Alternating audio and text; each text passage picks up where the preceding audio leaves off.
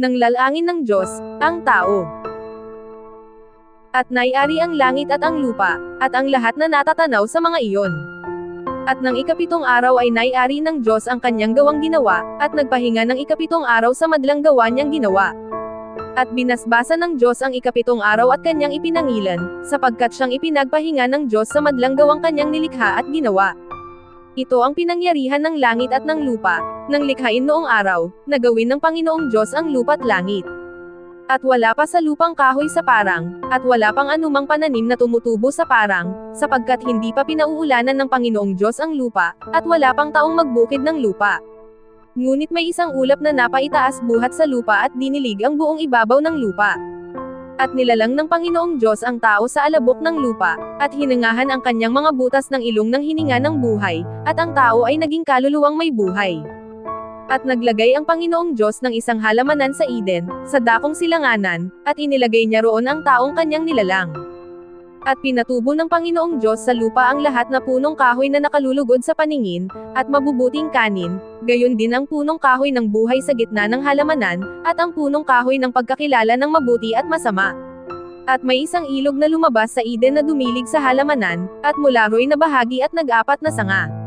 Ang pangalan ng una ay Paisan, na siyang lumiligid sa buong lupain ng Havila, na do'y may ginto.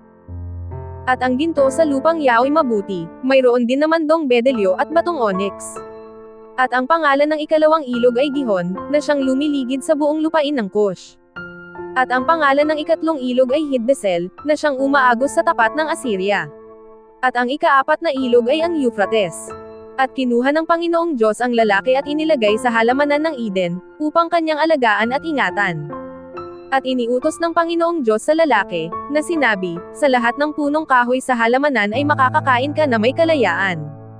Datapwat sa kahoy ng pagkakilala ng mabuti at masama ay huwag kang kakain, sapagkat sa araw na ikaw ay kumain niyaon ay walang pagsalang mamamatay ka. At sinabi ng Panginoong Diyos, hindi mabuti na ang lalaki ay mag-isa, siya'y ay lalalangko ng isang katulong niya.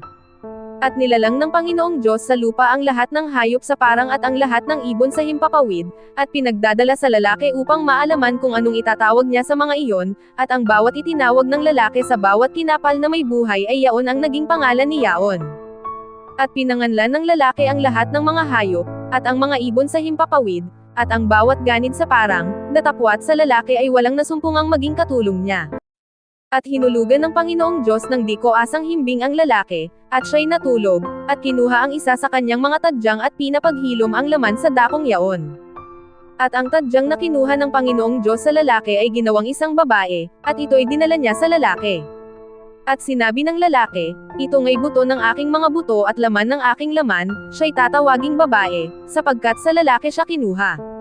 Kaya't iiwan ng lalaki ang kanyang ama at ang kanyang ina, at makikipisen sa kanyang asawa, at sila'y magiging isang laman. At sila'y kapwa hubad, ang lalaki at ang kanyang asawa, at sila'y hindi nagkakahiyaan.